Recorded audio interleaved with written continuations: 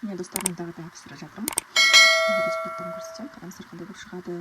Қандай ыдысымызға кефирімізді қоямыз.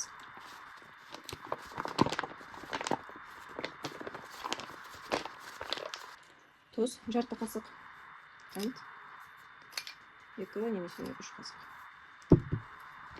Сода.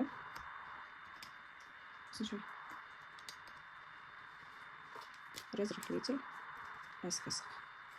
Және де ванилин. Осы массамызды араластырып алғаннан кейін ұнымызды қосамыз.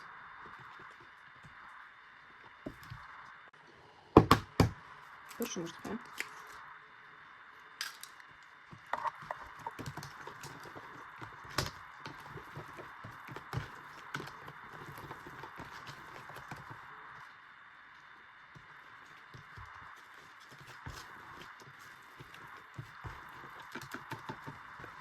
Елу грамм сұйық майымызды қостық.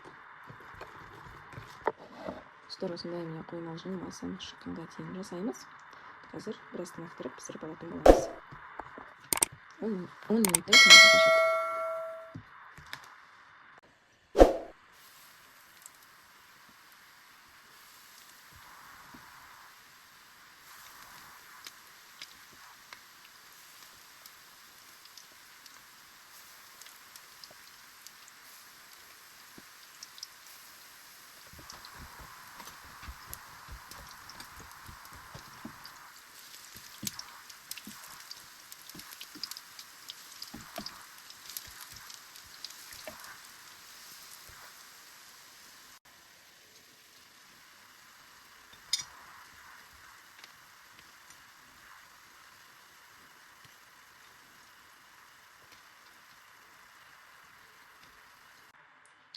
Осындай өте дәмді оладьишкаларымыз дайын болады. Қараңыздар, қандай олар пористый.